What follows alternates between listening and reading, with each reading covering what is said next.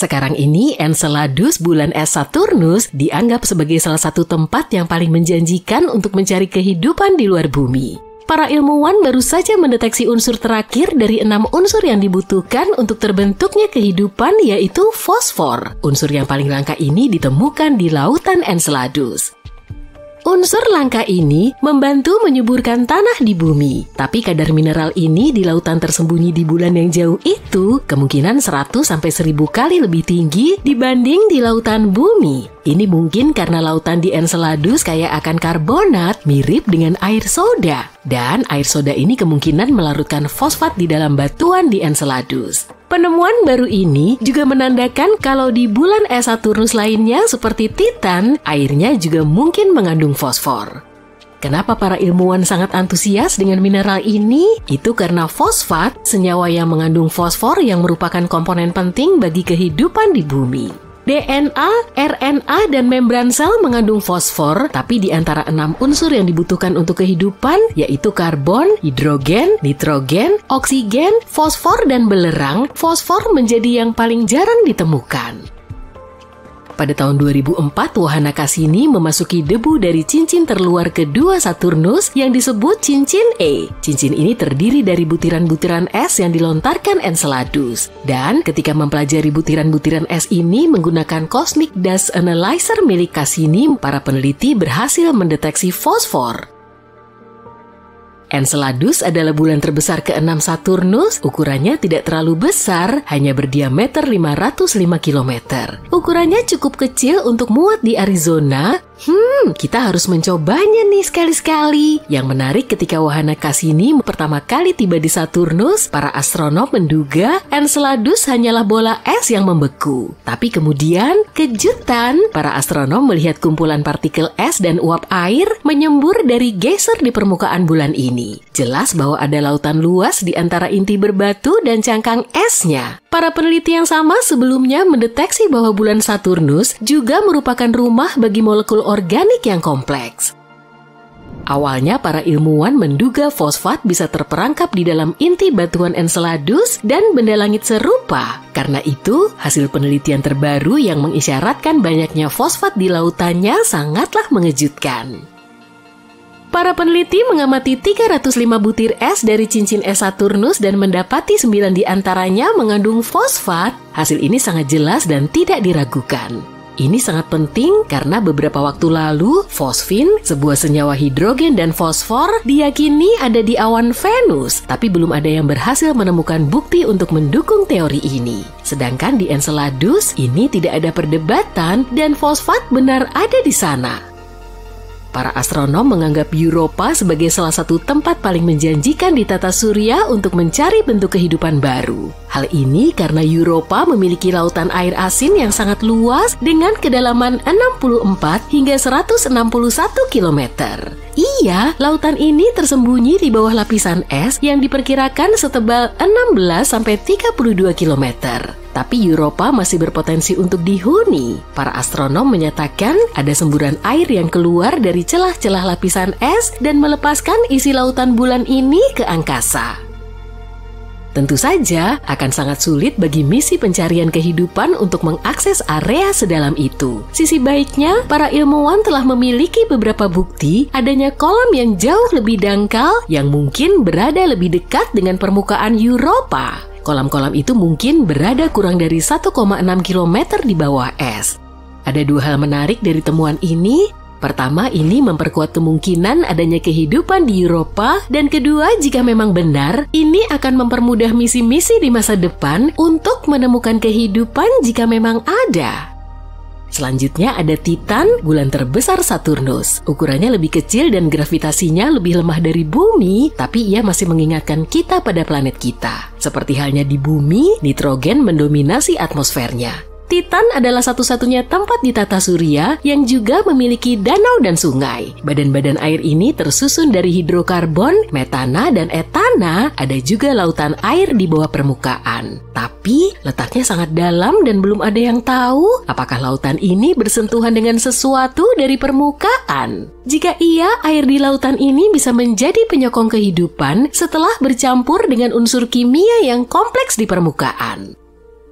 Tapi Enceladus dan bulan-bulan es lainnya bukanlah satu-satunya tempat di tata surya yang mungkin bisa atau pernah dihuni kehidupan. Pada tahun 2003, Mars Express, wahana antariksa yang diluncurkan oleh Badan Antariksa Eropa, menemukan metana di atmosfer Mars. Di planet kita, sebagian besar gas metana di atmosfer dihasilkan oleh makhluk hidup, misalnya oleh ternak yang mencerna makanan dan mengeluarkan gas. Akan tetapi para ilmuwan menduga metana di atmosfer Mars relatif stabil selama sekitar 300 tahun. Lalu pada tahun 2006, metana hampir seluruhnya lenyap dari planet merah. Dan itu terjadi 600 kali lebih cepat dari model yang diperhitungkan para peneliti. Pertanyaannya, apa atau siapa sih yang menghasilkan gas ini dan kemana perginya? Misteri Mars lainnya adalah mikroba yang mungkin tertidur di bawah permukaan Mars. Di sana mereka mungkin terlindung dari radiasi ganas yang berasal dari luar angkasa selama jutaan tahun. Para ilmuwan menyimulasikan kondisi di Mars di laboratorium untuk memeriksa apakah hal itu mungkin terjadi. Dan mereka takjub saat mengetahui bakteri bisa dengan mudah bertahan hidup dalam kondisi seperti itu selama 280 juta tahun. Wah, umur yang sangat panjang. Artinya jika memang ada kehidupan di Mars, kita bisa menemukan buktinya di bawah permukaannya dengan mengebor tanah planet ini. Saat ini tidak ada air yang mengalir di Mars dan sel atau spora akan mengering. Ditambah lagi suhu permukaan Mars mirip dengan suhu es kering. Dengan kata lain, Mars benar-benar membeku. Tapi mungkin ada 6 jenis bakteri dan jamur yang hidup di bawah tanah di planet merah. Jenis yang paling mungkin ditemukan dijuluki konon si bakteri karena sifatnya yang tangguh. Tapi hanya waktu yang bisa membuktikannya. Jika tidak menemukan kehidupan di luar bumi di tata surya, kita mungkin bisa mencarinya di eksoplanet, sebutan untuk planet di luar tata surya. Beberapa di antaranya tampak sangat menjanjikan loh. Eksoplanet yang paling dekat dengan bumi adalah Proxima Centauri b, jaraknya hanya 4,2 tahun cahaya dari bumi. Baru-baru ini para astronom mendapati bahwa planet ini lebih mirip bumi daripada dugaan awal. Ukurannya hanya 17% lebih besar dari planet tempat tinggal kita. Planet ini mengorbit bintang yang lebih redup dan lebih kecil daripada matahari. Proxima Centauri b berada di tengah-tengah zona layak huni bintangnya. Artinya ada kemungkinan air dalam wujud cair dan kehidupan ada di planet ini. Tampaknya eksoplanet ini terkunci pasang surut dengan bintang induknya karena hanya salah satu sisinya yang menghadap ke arah bintang dan sisi lainnya selalu berada dalam kegelapan. Para ilmuwan belum mengetahui apakah planet ini memiliki atmosfer. Planet ini berada sangat dekat dengan bintangnya dan menyelesaikan 1 kali orbit dalam waktu 11 hari bumi. Radiasi dari bintangnya mungkin menarik udara di planet tersebut. Jika demikian, Proxima Centauri b kemungkinan besar tidak memiliki air dalam wujud cair di permukaannya. Gliese 832c berjarak 16,2 tahun cahaya dari bumi. Dalam skema kosmik, ini sangat dekat. Masa eksoplanet ini 5 kali lipat masa bumi dan berada lebih dekat dengan bintang induknya. Itu sebabnya 1 tahun di planet ini hanya berlangsung selama 36 hari. Tapi karena bintang ini merupakan katai merah yang jauh lebih dingin dan redup dibanding matahari, Gliese 832c menerima cahaya dan panas yang sama dengan planet kita. Di saat yang sama, masih belum jelas apakah planet ini mirip dengan bumi. Planet ini mungkin memiliki atmosfer jauh lebih tebal yang menciptakan pemacuan efek rumah kaca. Fenomena ini terjadi ketika sebuah planet menyerap lebih banyak panas dari bintang induknya dibandingkan dengan panas yang dilepaskannya ke angkasa. Artinya, Gliese 832c lebih mungkin menyerupai Venus yang sangat panas daripada bumi yang relatif sejuk. Hei, ini bukan masalah buatku. Oke, aku resmi menyerah pada harapan bahwa bulan terbuat dari keju. Wow, bahkan Gouda juga bukan. Bulan bulat yang mengilap atau pisang yang melengkung atau separuh koin tergantung pada fase yang sedang dilaluinya memiliki lapisan-lapisan berbeda di dalamnya. Sama seperti bumi, salah satu lapisan ini disebut inti dalam. Sekitar 20 tahun lalu, para ilmuwan mengamati bagaimana bulan berotasi. Dari data tersebut, mereka menyimpulkan bahwa bulan memiliki inti luar yang cair. Tapi inti dalamnya sulit untuk dipelajari. Jadi mereka tidak tahu apakah lapisan itu padat seperti batu atau lumer seperti cairan panas. Tapi sekarang semua sudah lebih jelas. Para astronom telah mengumpulkan data dari berbagai misi, termasuk misi Apollo, di mana para astronot pergi ke bulan dan mengumpulkan informasi secara langsung. Selain itu, mereka juga menggunakan teknik khusus yang disebut data seismik. Metode ini mempelajari bagaimana gelombang suara bergerak melewati benda-benda. Contohnya gempa bumi di bumi. Ketika gempa bumi terjadi, tercipta gelombang yang merambat di dalam tanah. Para ilmuwan dapat mendeteksi dan menganalisis gelombang ini untuk mempelajari interior bumi. Ide yang sama juga bisa diterapkan pada objek-objek lain di tata surya, seperti planet-planet atau dalam hal ini, bulan. Ketika terjadi gempa bulan, terciptalah gelombang suara. Dengan mendengarkan dan mempelajari gelombang-gelombang ini secara saksama, para ilmuwan bisa membuat peta yang detail dari bagian dalam objek tersebut. Mereka bisa mengetahui hal-hal seperti lapisan-lapisan yang berbeda, material penyusunnya, dan susunannya.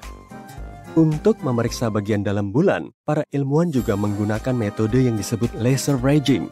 Metode ini mengukur jarak antara permukaan bumi dan bulan dengan sangat presisi. Dan tada, inti dalam satelit alami kita ini berupa bola padat yang terbentuk dari besi, sama seperti inti bumi.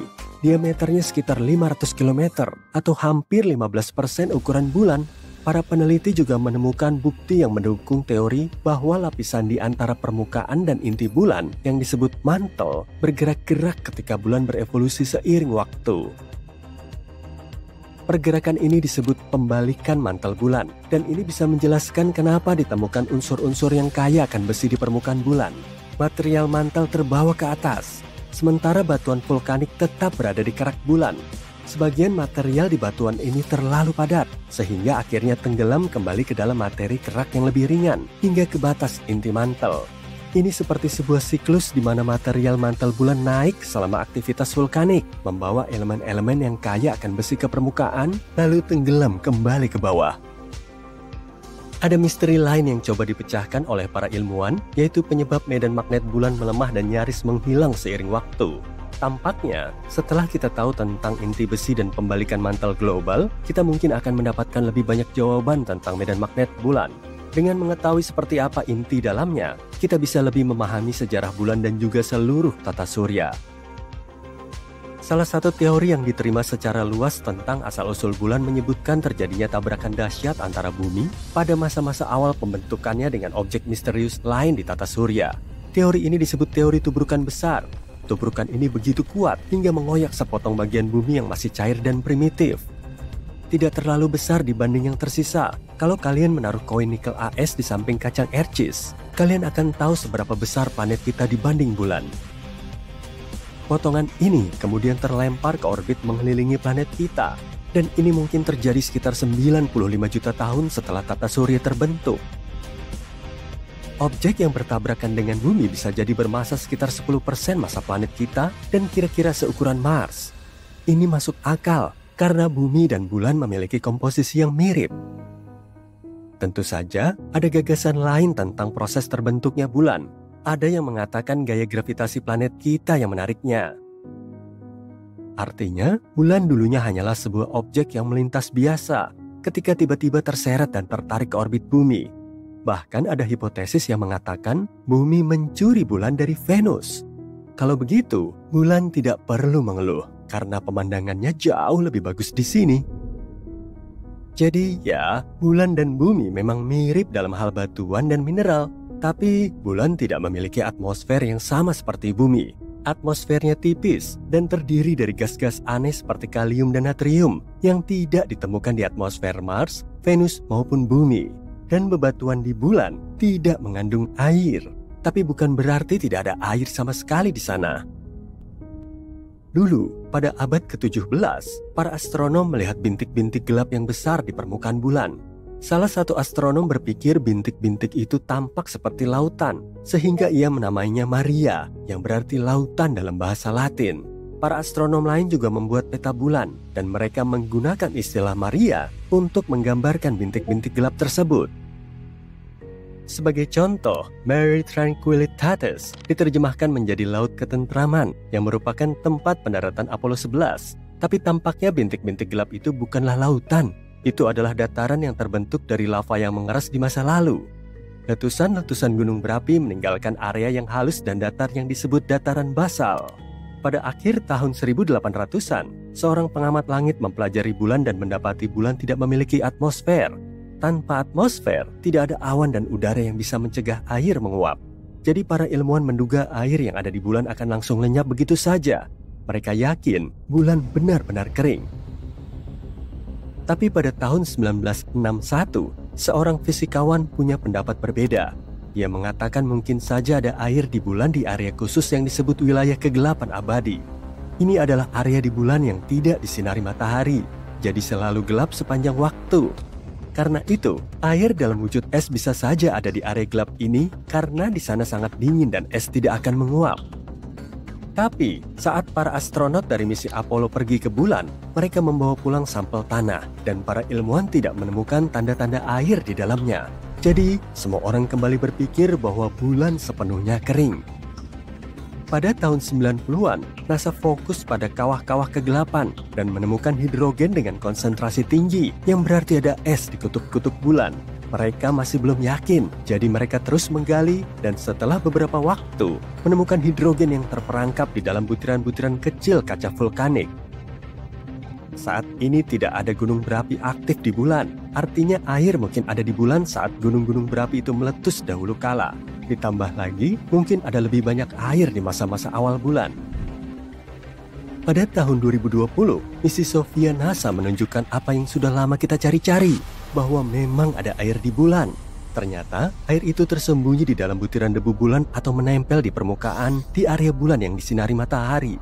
Jadi tidak ada lautan seperti di bumi, tapi setidaknya ada air. Yang jadi pertanyaan, bagaimana air bisa ada di sana? Tampaknya bulan memiliki riwayat penuh gejolak pada masa pembentukannya, seperti halnya sebagian besar planet dan bulan di tata surya. Ada bukti bahwa air di bulan berasal dari komet-komet yang menghantam permukaannya di masa lalu, atau bahkan mungkin masih terus berdatangan dari komet-komet yang menghantam bulan saat ini. Kita bicara soal situasi kacau, di mana mikrometeorit es bertabrakan dengan permukaan bulan. Dan debunya menciptakan kekacauan yang lebih besar lagi saat berinteraksi dengan angin matahari. Tapi kita masih menunggu untuk mengetahui lebih lanjut tentang ini. Hal ini karena, seperti yang kita tahu, saat bicara tentang air, kita juga bicara tentang kehidupan. Itulah kenapa kita ingin tahu lebih banyak tentang misalnya semua es yang tersembunyi di kawah kutub di bulan. Mungkin es itu bisa mengajari kita lebih banyak tentang bagaimana kehidupan terbentuk di bumi. Mungkin komet yang membawa semua elemen yang dibutuhkan ke sini. Lalu, bagaimana kalau ada juga elemen-elemen itu yang terjebak dalam es di bulan?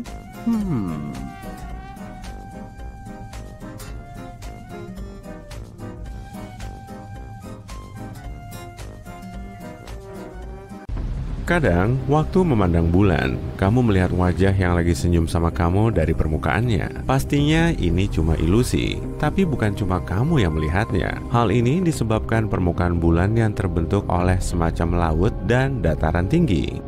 Dari bumi, kita melihatnya seperti petak terang dan gelap. Laut adalah bagian gelap dan dataran lava yang mengeras terbentuk karena erupsi gunung berapi purba. Bagian terang sebenarnya pegunungan dan dataran tinggi.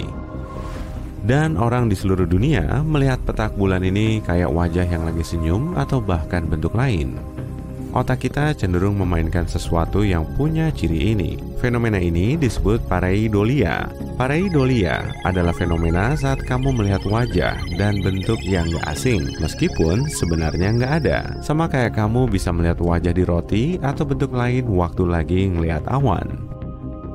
Di belahan bumi utara, banyak orang melihat wajah di lautan bulan. Matanya adalah laut ketenangan dan hujan. Laut awan membentuk mulutnya, sementara laut pulau dan uap membentuk hidungnya. Tapi gambar ini cuma salah satu penafsiran dan cuma kelihatan di belahan bumi utara. Kalau kamu tinggal di belahan bumi selatan, kamu melihat bulan sebaliknya. Ada yang melihat orang yang membawa kayu, atau ada yang melihat bentuk cewek. Rambut cewek itu dikuncir dan ada 2 perhiasan di kuncirannya. Mereka melihat wajah cewek itu dari samping. Salah satu kawahnya mirip berlian yang kayaknya dipakai cewek itu di lehernya. Di beberapa tempat, orang-orang mungkin melihat bentuk kelinci, sementara orang dari barat Laut Pasifik di Amerika bahkan punya cerita tentang kodok waktu mereka melihat bulan. Ceritanya, ada serigala yang jatuh cinta sama kodok. Lalu, kodok itu nggak percaya sama serigala. Kodok itu mau kabur, tapi nggak tahu kemana. Lalu dia melompat tinggi sekali dan mendarat di bulan. Apa planet lain punya pelangi yang cantik kayak kita? Pelangi terbentuk oleh tetesan hujan dan sinar matahari. Sekarang ini, kita nggak tahu apa ada planet yang punya air dalam bentuk cair di permukaannya dan nggak ada planet yang punya cukup air di atmosfernya buat bikin hujan.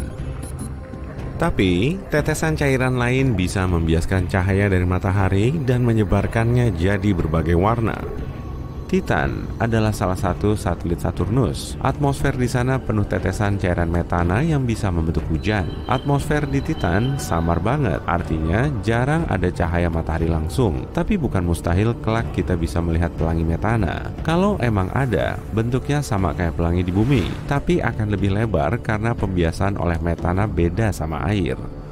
Di Venus juga ada yang mirip-mirip kayak gitu, namanya glory. Saintis melihat fenomena optis cahaya matahari yang kena tetesan asam sulfat ini mirip kayak pelangi. Ukuran Jupiter besar banget, sekitar 11 kali lebih luas daripada bumi. Bukan cuma itu, ukuran planet kita cuma 2 kali ukuran bintik merah raksasanya. Bintik merah raksasa adalah badai besar yang udah lebih dari 1 abad ada di Jupiter. Kita berutang banyak sama Jupiter. Radiasinya 1000 kali lebih besar dari level mematikan buat kita. Dan gaya gravitasinya kuat banget sampai melindungi bumi dari tabrakan. Di beberapa sistem planet lain, planet raksasa kayak Jupiter bisa berpindah-pindah dan bermigrasi dari tempat awal pembentukannya. Planet-planet itu memilin ke dalam dan mendekati bintangnya. Waktu bergerak, planet ini bisa menyebabkan masalah besar. Saat mendekati bintangnya, planet-planet ini bisa menelan dan menghancurkan beberapa planet kecil atau benda langit lain yang menghalangi. Tapi kalau jaga jarak dari bintangnya, raksasa ini bisa jadi penjaga sistem planet. Planet-planet raksasa ini melindungi planet di orbit dalam dan bikin mereka bisa mengelilingi bintang pusatnya.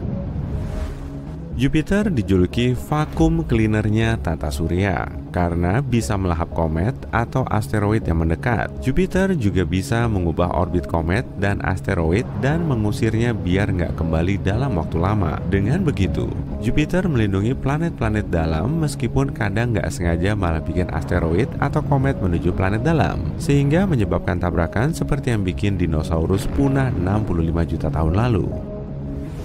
Cincin Saturnus adalah cincin paling terkenal di tata surya. Cincin ini luas, penuh warna, dan terlihat jelas. Kamu bahkan bisa melihat cincin ini menggunakan teleskop biasa. Tapi beberapa raksasa gas dan es juga punya cincin kayak gini. Misalnya Uranus. Uranus punya cincin yang menarik di tata surya. Ada 13 cincin dan semuanya tersusun dari partikel sangat gelap yang ukurannya beda-beda. Cincin itu kemungkinan masih muda, bahkan jauh lebih muda dari Uranus.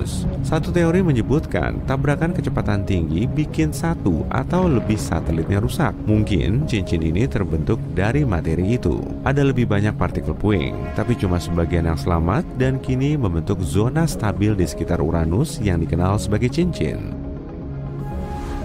Planet kita kehilangan 60% atmosfernya saat ada tabrakan asteroid. Menurut satu teori, tabrakan itu membentuk bulan. Tabrakan antara bumi dan batu seukuran Mars terjadi lebih dari 4 miliar tahun lalu. Puing dari semua itu berkumpul di orbit bumi yang akhirnya membentuk bulan. Venus punya setidaknya 37 gunung berapi yang aktif saat ini. Hal itu jadi bukti pertama yang nunjukin bahwa bagian dalam Venus masih aktif. Penelitian sebelumnya mengungkap kalau bagian dalam planet ini masih hangat dan ada juga struktur mirip cincin di dalamnya.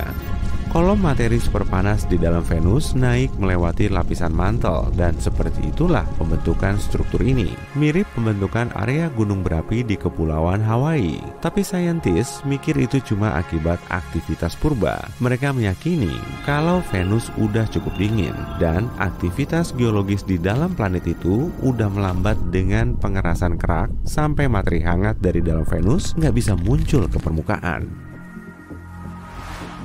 Ngomong-ngomong soal erupsi gunung berapi, satelit Jupiter, Io, juga punya. Satelit kita cukup tenang, tapi Io punya ratusan gunung berapi dan merebut gelar satelit paling aktif di tata surya dalam hal gunung berapi. Kalau bisa pergi ke sana, kamu bakal melihat kolam belerang yang mencapai 300 km di atmosfernya. Gunung berapi di sana mengeluarkan 1 ton partikel dan gas keluar angkasa setiap detik di dekat Jupiter, planet induknya. Mungkin karena medan magnet dan gaya gravitasi Jupiter yang kuat, bagian dalam Io jadi menegang dan melemah waktu mengorbit Jupiter. Bagian dalam Io juga mendekat serta menjauhinya, sehingga menghasilkan jumlah energi yang cukup besar untuk aktivitas vulkanis.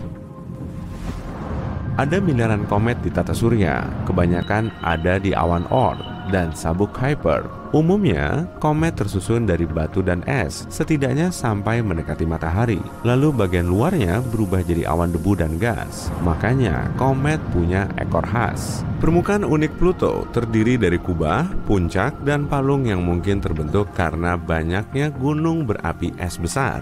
Erosi dan beberapa aktivitas geologis lain nggak begitu berpengaruh, tapi gunung berapi esnya mendorong materi es ke permukaan. Ada juga beberapa kawah di area ini yang bernama New Horizon. Kawah ini mungkin disebabkan tabrakan asteroid dan masih terhitung baru. Bagian dalam Pluto mungkin menahan panas yang memungkinkan materi yang kaya air dan es mengendap di permukaan. Struktur tadi mungkin terbentuk karena air naik dari bagian dalam planet ini dan dengan cepat membeku karena suhu di Pluto sangat rendah, ditambah adanya tekanan atmosfer. Uranus adalah planet kedua yang paling tidak padat di tata surya setelah Saturnus. Meski ukuran Saturnus 14,5 kali ukuran planet kita, kepadatan planet ini masih lebih kecil daripada air. Artinya, Saturnus bisa mengapung di kolam kalau ukuran kolamnya lebih dari 60.000 km biar planet itu muat di sana. Wah, besar banget pasti kolamnya. Balik lagi ke Uranus. Karena kepadatannya rendah banget, kamu mungkin mengalami kurang dari 90% gravitasinya. Dengan asumsi kamu bisa menginjak puncak awannya. Mars punya badai debu yang paling kencang di tata surya. Badai itu menyelimuti Mars dan berlangsung berbulan-bulan. Satu teori menyebutkan badai besar ini terjadi karena partikel debu menyerap cahaya matahari dan menghangatkan atmosfer planet merah itu. Kantong udara hangat terbentuk dan mulai mengalir ke area lebih dingin. Lalu terbentuklah angin. Angin kencang ini bikin banyak debu terangkat. Lalu hal ini bikin atmosfer Mars memanas, membuat angin lebih kencang dan mengangkat debu lebih banyak lagi. Wah, ayo buruan ambil sapu, yang banyak ya. Di bawah kakimu, bulan berdenyut. Kamu merasakan bahaya yang sangat nyata. Satelit tak bernyawa atau begitulah yang kamu pikirkan diam sejenak sebelum menjatuhkanmu ke tanah dengan guncangan yang dahsyat. Apakah itu gempa bulan? Selama ini para ilmuwan meyakini kalau bulan sudah tidak aktif. Tapi bukti terbaru menunjukkan anggapan itu salah besar. Para peneliti dari University of Maryland baru-baru ini menemukan 266 punggungan misterius di sisi jauh bulan yang mengarah pada aktivitas geologi baru-baru ini. Jadi, apa kita sedang membicarakan gempa bulan? Ya, semacam itu.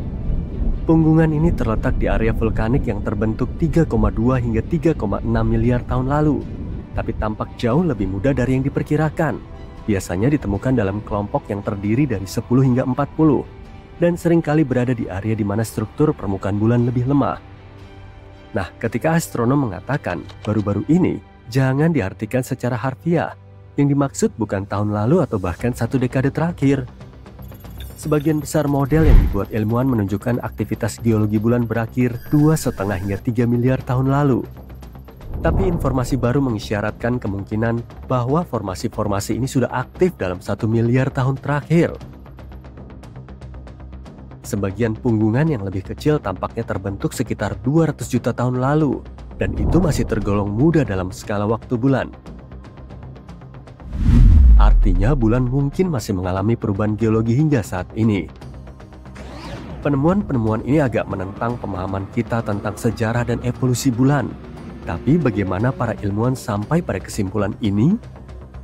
Para peneliti dari University of Maryland dan Smithsonian Institution menggunakan penghitungan kawah untuk memperkirakan usia punggungan bulan. Cara kerjanya begini, permukaan dengan kawah yang lebih sedikit berarti lebih muda, dan semakin banyak kawah yang dimiliki suatu wilayah, semakin tua usianya. Ditambah lagi analisis menunjukkan beberapa punggungan memotong kawah yang sudah ada, yang kemungkinan besar terbentuk sekitar 160 juta tahun lalu. Dalam istilah geologi, ini sangat baru dan menunjukkan bahwa proses pembentukan punggungan mungkin masih terjadi. Hal menarik lainnya adalah punggungan di sisi dekat dan jauh bulan memiliki kemiripan, yang artinya keduanya terbentuk melalui proses geologi yang sama dan oleh kekuatan yang sama. Kekuatan-kekuatan ini bisa jadi meliputi penyusutan bulan secara bertahap, kontraksi termal, dan pergeseran orbit. Kita akan membahasnya nanti. Argumen lain yang mendukung gagasan bulan masih aktif adalah data yang sudah berusia puluhan tahun dari misi Apollo. Misi ini mendeteksi gempa bulan dangkal dengan Apollo Lunar Seismic Experiment yang merekam 28 gempa dengan magnitudo 1,5 hingga 5. Para peneliti meyakini punggungan ini mungkin terkait dengan aktivitas seismik yang sama. Sekarang soal penyusutan yang aneh dari satelit alami kita ini. Para ilmuwan meyakini bulan terbentuk sekitar 4,5 miliar tahun lalu ketika sebuah objek seukuran Mars bertabrakan dengan bumi purba. Tabrakan dahsyat ini kemungkinan besar melontarkan sekumpulan materi yang sangat panas ke antariksa. Akhirnya, materi-materi itu menyatu dan membentuk bulan. Pada masa-masa awal pembentukannya, bulan hanyalah sebuah dunia cair yang berguncang akibat aktivitas vulkanik dan seismik yang hebat. Jadi bulan dulunya adalah cairan yang melayang-layang di angkasa. Lalu, kapan ia benar-benar mengeras? Para ilmuwan akhirnya menemukan jawabannya, 4,43 miliar tahun lalu. Ini merupakan titik balik yang sangat penting, tidak hanya bagi bulan, tapi juga bumi. Tabrakan raksasa yang membentuk bulan mungkin juga merupakan hantaman terakhir yang membuat bumi cukup stabil untuk menyokong kehidupan. Miliaran tahun pun berlalu, bulan perlahan mendingin dan mengerut. Dan sekarang, lihatlah bola berbatu yang menerangi malam-malam kita. Tapi bulan belum sepenuhnya mengeras. Ia masih terus mendingin. Pendinginan inti bulan yang berlangsung perlahan ini bisa jadi salah satu alasan kenapa bulan masih terus aktif. Saat mendingin, bagian inti bulan menyusut yang menyebabkan retakan dan pergeseran pada kerak bulan. Salah satu tanda paling jelas dari kontraksi ini ditemukan di Maria Bulan. Lihat bercak-bercak besar dan gelap di bulan ini, itulah yang disebut Maria, area yang terbentuk ketika lava mengisi kawah tumbukan asteroid purba dan mengeras. Kemudian seiring waktu, kerak yang mendingin dan mengerut menciptakan punggungan-punggungan kerut. Faktor lain dari aktivitas geologi yang sedang berlangsung adalah interaksi gravitasi bulan dengan bumi. Interaksi yang kuat dan tanpa henti ini kemungkinan besar menciptakan tekanan permukaan dan memicu pergerakan tektonik. Ini memang menarik, tapi apakah aktivitas di bulan ini berpengaruh pada manusia? Bisa dikatakan iya. Bulan telah lama dipandang sebagai tempat yang stabil untuk dijadikan pangkalan dan ekstraksi sumber daya di masa depan. Tapi penemuan aktivitas geologi yang masih berlangsung ini cukup mengkhawatirkan. Jika permukaannya masih terus bergeser, pemukiman, infrastruktur, dan operasi pertambangan di masa depan bisa menghadapi risiko serius. Itulah sebabnya saat ini kita membutuhkan seismometer dan radar penembus tanah untuk lebih memahami pergerakan ini. Hal ini akan memungkinkan kita untuk menilai potensi bahaya sebelum misi jangka panjang dimulai. Ngomong-ngomong, ada potensi masalah lain yang mungkin harus dihadapi dalam misi ke bulan di masa depan, yaitu debu bulan alias regolith. Para astronot Apollo dengan cepat mengetahui bahwa debu yang tajam dan lengket ini bisa menyebar kemana-mana dan merusak pakaian, peralatan, dan bahkan mengganggu kesehatan. Sebuah studi baru dari para insinyur Texas A&M menemukan masalah lain. Ketika roket mendarat atau lepas landas, regolith terlontar yang bisa menyebabkan tabrakan terutama dengan banyak wahana antariksa yang membawa kru dan kargo ke bulan. Regolith bulan memiliki berbagai ukuran, dari partikel debu yang sangat kecil hingga batu yang sangat besar. Bahan utama debu bulan adalah mineral silikat halus, berukuran sekitar 70 mikron, seukuran rambut manusia. Mineral-mineral ini terbentuk selama miliaran tahun ketika meteor dan asteroid menabrak permukaan bulan dan menggiling sebagian besar debu bulan menjadi bubuk. Tidak seperti bumi, bulan hampir tidak memiliki atmosfer. Lapisannya sangat tipis, sehingga tidak ada angin atau air yang bisa menghaluskan debu. Selain itu, paparan angin matahari yang terus-menerus menyalurkan muatan elektrostatis pada regolith, membuatnya menempel pada apapun yang disentuhnya. Para astronot Apollo dengan cepat mengetahui hal ini. Debu bulan menempel pada pakaian mereka, terlacak di dalam pendaratan mereka, dan menempel pada segala sesuatunya.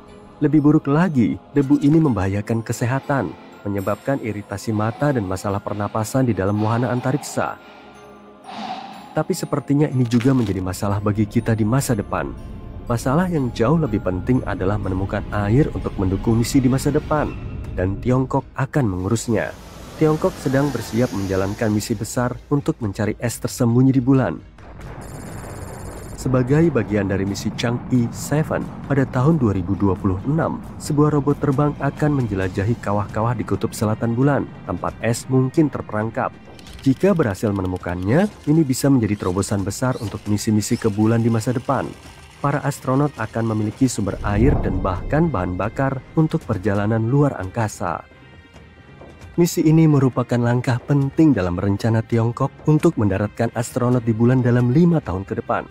Meskipun tanda-tanda keberadaan air sudah ditemukan seperti dalam sampel tanah dari wahana Chang'e 5 dan pengamatan oleh NASA dan wahana antariksa India,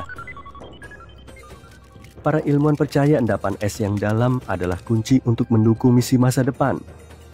Kutub selatan bulan memiliki beberapa kawah yang sangat dalam, dan para ahli menduga es mungkin tersembunyi di dalamnya. Robot terbang ini akan coba menjelajahi satu atau beberapa kawah tersebut setelah mendarat. Jika berhasil menemukan es, misi jangka panjang ke bulan akan menjadi lebih murah dan praktis, sehingga bisa membantu para astronot untuk tinggal dan bekerja di bulan. Sebagian ilmuwan juga berpendapat kalau penemuan ini bisa memberi kita petunjuk tentang kehidupan di luar bumi. Bagaimanapun, baik kita menemukan air di bulan dan belajar menghadapi debu yang mengganggu itu maupun tidak, penemuan punggungan bulan yang masih muda ini merupakan terobosan besar. Jika bulan masih aktif secara geologis, artinya kita masih belum tahu banyak tentang tetangga terdekat kita ini. Apalagi yang masih disembunyikan bulan? Apakah kita siap menerima gagasan bahwa satelit yang tak bernyawa ini mungkin lebih dinamis dari yang kita bayangkan? Misi-misi di masa depan yang mungkin tidak seaman yang kita yakini sebelumnya mungkin akan menunjukkannya. Sebuah asteroid menabrak bulan dan sekarang berada sangat dekat dengan bumi. Apakah ini berbahaya bagi kita? Kamo'oa Lewah yang juga dikenal sebagai 2016HO3 berputar sangat cepat saat mengorbit dekat planet kita. Kita sebut saja HO3. Para astronom menemukannya pada tanggal 27 April 2016. Dibandingkan dengan asteroid lainnya, asteroid ini sangat kecil. Di bumi, ukurannya hanya sebesar bangunan kecil atau sekitar setengah ukuran biang lala London Eye. Mereka menemukannya di Hawaii dan namanya secara kasar diterjemahkan menjadi pecahan sesuatu yang tampak bergoyang-goyang. Setelah melakukan penelitian, mereka menyadari bahwa asteroid ini mungkin merupakan pecahan bulan yang terlempar ke luar angkasa.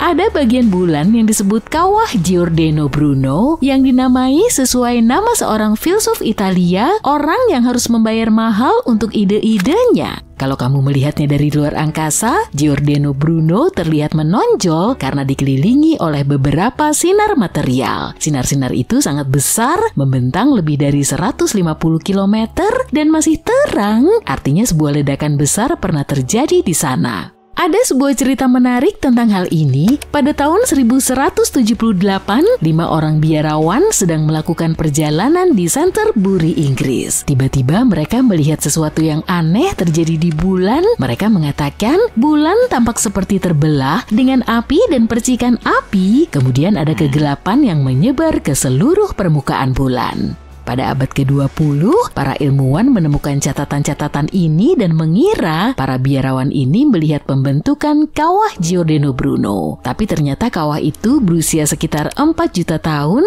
dan berterima kasihlah pada bintang-bintang karena tabrakan masif seperti itu jika terjadi pada abad ke-12 pasti akan membuat planet kita menjadi gila. Tabrakan itu akan menyebabkan badai meteor yang sangat besar di bumi.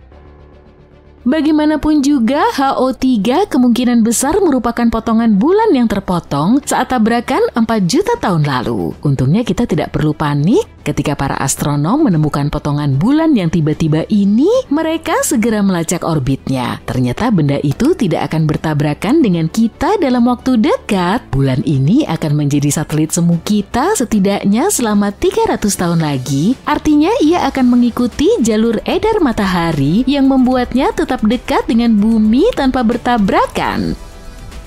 Tapi orbitnya sangat liar, tampaknya ia terus berputar mengelilingi planet kita dalam beberapa putaran yang cukup unik, bergerak mendekat dan menjauh, naik dan turun. Dan kemudian di suatu tempat di abad ke-20, ia akan menjadi lebih gila lagi, beralih ke orbit tapal kuda, perlahan-lahan menjauhi kita. Mungkinkah HO3 bertabrakan dengan kita suatu hari nanti? Mungkin saja, tapi hal ini bisa terjadi dalam waktu jutaan tahun ketika HO3 meninggalkan orbitnya saat ini dan bertabrakan dengan bumi, Venus, atau bahkan matahari. Atau mungkin terlontar sepenuhnya dari tata surya. Meskipun merupakan salah satu asteroid terdekat yang pernah ditemukan, ia juga merupakan salah satu asteroid terkecil dan paling stabil. Penemuan ini juga membuka beberapa ide menarik tentang kehidupan di alam semesta. Kita melihat kalau bebatuan bisa berpindah di antara benda-benda langit. Ada teori yang menyatakan kehidupan bisa saja tersebar di seluruh alam semesta dengan melakukan perjalanan di bebatuan ini seperti di Uber luar angkasa. Atau setidaknya blok-blok penyusun kehidupan seperti karbon. Mungkin kehidupan bahkan menumpang ke planet kita di bebatuan dari Mars. HO3 mungkin tidak membawa kehidupan, tapi fakta bahwa ia bisa melakukan perjalanan selama jutaan tahun, membawa berbagai hal, dan kondisinya baik-baik saja mendukung teori ini. Para astronom ingin mengirimkan sesuatu untuk menyelidiki HO3. Pada tahun 2017, sekelompok mahasiswa memberikan ide untuk menggunakan pesawat ruang angkasa untuk itu. Badan Antariksa Nasional Tiongkok ingin mengirim wahana robotik ke HO3 pada tahun 2025. Robot tersebut harus terbang ke sana, mengumpulkan sampel, dan membawanya kembali ke bumi untuk dipelajari. Sayangnya kamu tidak bisa melihat asteroid ini di langit dengan mata telanjang. Ukurannya sekitar 130-100 meter dengan diameter. Jadi asteroid ini terlalu kecil dan redup untuk dilihat tanpa teleskop yang sangat kuat, tapi ada satu asteroid yang bisa kamu lihat dan itu akan sangat menakjubkan. Pada tahun 2029, sebuah asteroid besar akan melintas sangat dekat dengan bumi dan bisa dilihat dengan mata telanjang. Jangan sampai terlewatkan ya, karena ini adalah peristiwa sekali dalam 1000 tahun. Asteroid ini dikenal sebagai 2004MN4 atau disingkat Apophis. Ukurannya jauh lebih besar daripada HO3, yakni sekitar 369 meter. Ini akan menjadi lintasan asteroid terdekat yang pernah ada. Yang satu ini benar-benar menyebabkan kepanikan pada bulan Desember 2004. Semua itu karena ada kemungkinan 2,7% asteroid ini akan menghantam bumi pada tahun 2029. Orang-orang merasa ngeri, bahkan namanya Apophis terinspirasi dari ular jahat dari mitologi Mesir kuno, monster besar yang bertarung melawan Ra dan selalu berusaha menelan matahari dan menghancurkan planet ini. Untungnya ketika para ilmuwan mendapatkan lebih banyak data, mereka menyadari asteroid ini akan melintas cukup dekat dengan kita pada 2029 dan kita bisa melihatnya di langit, tapi kemudian dia akan terbang seperti asteroid yang dingin. Namun ada kekhawatiran lain, yaitu bahwa selama melintas dekat, Apopis bisa saja melakukan perjalanan melalui sesuatu yang disebut lubang kunci gravitasi. Pada dasarnya, Apopis bisa melakukan perjalanan melalui wilayah sempit tertentu di angkasa yang secara tidak sengaja akan mengubah orbitnya. Kemudian ia akan kembali ke orbitnya pada tahun 2036 seperti planet dalam film Melancholia. Namun setelah melakukan perhitungan, para ilmuwan mengesampingkan kemungkinan ini. Apopis masih akan berada cukup dekat dengan kita pada tahun 2036, tapi jaraknya akan sama jauhnya dengan jarak Venus saat menyalip Bumi. Setelah itu, Apopis dan Bumi akan berpisah. Rata-rata asteroid seukuran Apopis diperkirakan hanya akan menabrak Bumi sekali dalam 80.000 tahun. Jika menabrak kita, asteroid ini akan menghancurkan area yang sangat luas, menyebabkan gempa bumi dan tsunami di seluruh dunia. Tapi asteroid ini tidak akan menyebabkan kiamat atau semacamnya.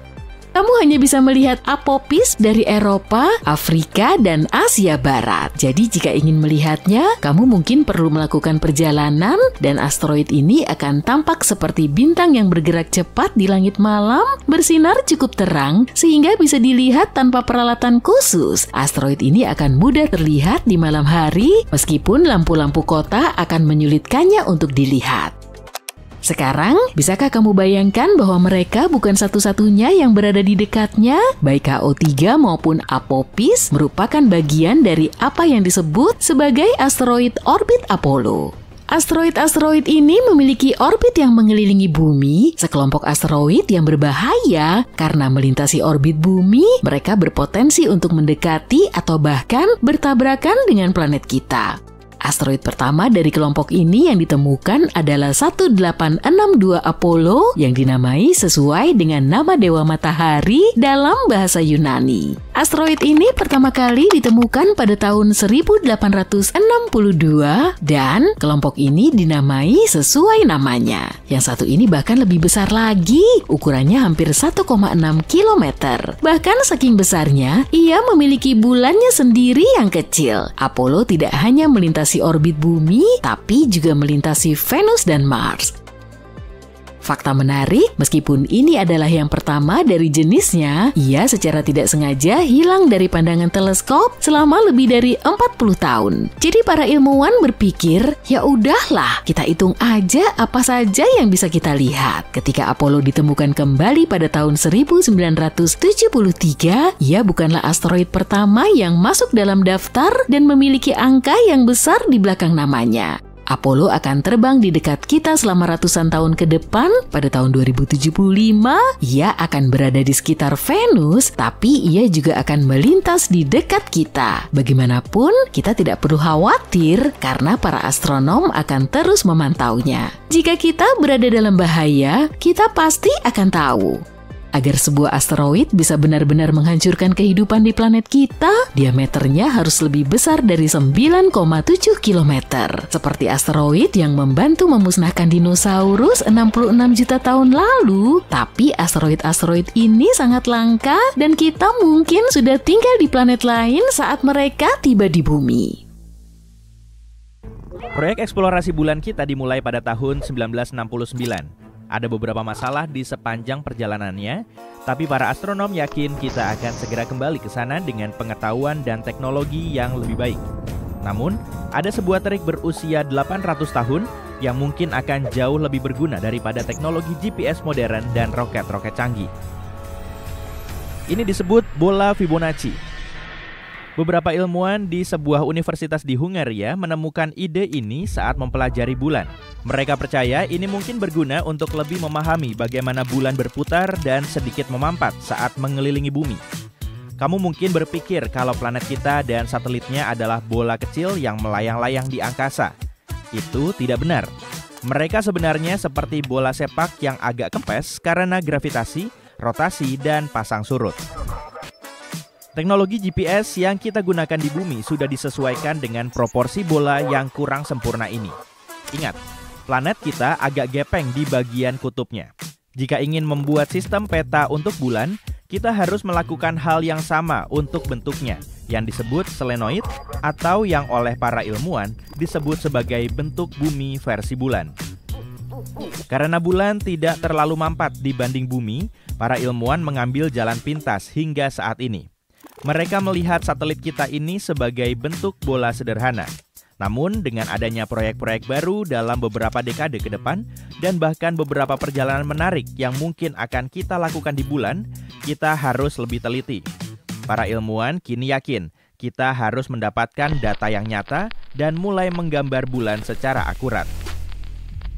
Disinilah bola Fibonacci sangat berguna. Ini adalah solusi cerdas yang telah digunakan para ahli matematika untuk menyebarkan titik-titik secara merata pada sebuah bola. Para ilmuwan baru-baru ini menggunakannya untuk memetakan sekitar 100.000 titik di bulan menggunakan data yang sudah dikumpulkan oleh NASA. Dan temuan mereka sangat penting bagi pemahaman kita tentang bentuk bulan. Sebagai contoh, kini kita tahu bahwa kutub satelit kita berada sekitar 0,5 km lebih dekat ke pusat dibandingkan dengan garis ekuatornya. Ini mungkin tampak seperti detail kecil, tapi jika kita sesuaikan perangkat lunak GPS dengan tepat, sebelum mendarat di bulan lagi, mungkin kita akan terhindar dari tersesat di sana. Perhitungan seperti ini belum pernah dilakukan di bulan sejak tahun 60-an. Tapi kita sudah tahu perhitungan ini bekerja sangat baik di bumi, jadi para ilmuwan akan lebih siap untuk misi-misi selanjutnya. Ini bukan pertama kalinya temuan Fibonacci digunakan untuk menghasilkan solusi cerdas. Bola ini juga digunakan di bidang keuangan, pertanian, dan ilmu komputer. Mari kita lihat dari mana semua berasal. Menurut legenda, ahli matematika Italia Fibonacci pada awalnya tidak terlalu tertarik dengan deret matematika, tapi lebih tertarik dengan kelinci. Nah, dia menemukan teka-teki yang menarik ini.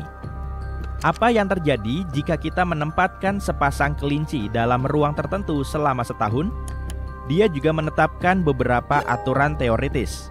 Sebagai permulaan, semua kelinci itu berpasangan jantan dan betina, dan mereka bisa mulai bereproduksi hanya dalam waktu 1 bulan. Setiap bulan, tiap pasangan kelinci menambah 1 pasang anak kelinci. Aturan terakhir adalah semua kelinci bertahan sepanjang tahun. Dengan menghitung, ia mendapatkan deretan angka ini. 1, 1, 2, 3, 5, 8, dan seterusnya. Jika melihat deret angka ini lagi, setiap angka adalah jumlah dari 2 angka sebelumnya. 2 yang pertama, itu adalah pasangan kelinci awal. Selanjutnya akan ada angka 2 yang merupakan pasangan pertama dan pasangan keturunan pertama mereka. Kabar tentang deret yang menarik ini tersebar luas dan para pencinta matematika mulai mempelajarinya lebih jauh. Mereka mulai sering melihat pola ini di alam, seperti bagaimana daun tumbuh pada tanaman atau bagaimana biji-biji tersusun pada bunga matahari. Bahkan ada eksperimen kecil yang bisa dilakukan untuk memeriksanya. Mulailah dengan mengambil kertas dan pena. Cobalah gambar spiral Fibonacci. Mulai dengan lingkaran kecil, lalu buat lebih besar dan lebih besar lagi menggunakan angka-angka Fibonacci. Lingkaran pertama seharusnya hanya berupa titik kecil di atas kertas atau setara dengan 0. Lingkaran berikutnya 1 unit, lingkaran selanjutnya masih 1 unit. Teruskan dan kamu akan melihat lingkaran-lingkaran itu membentuk pola spiral. Bahkan saat terus membesar, pola ini tetap mempertahankan bentuknya. Kamu mungkin pernah menjumpai spiral Fibonacci sebagai simbol hipnotis. Sejujurnya, hanya sedikit bukti bahwa kamu bisa membingungkan seseorang dengan membuat mereka menatap spiral selama beberapa waktu. Tapi efeknya pada fokus dan saraf optik kita tak bisa diabaikan. Setelah menatap spiral yang berputar, kamu mungkin akan melihat benda-benda menjadi lebih kecil atau besar, tergantung pada arah pusarannya. Mudah dimengerti kenapa sebagian orang mengalami sensasi ini sebagai hipnotis. Deret angka yang menarik ini muncul dalam kehidupan kita sehari-hari, meskipun tidak kita sadari.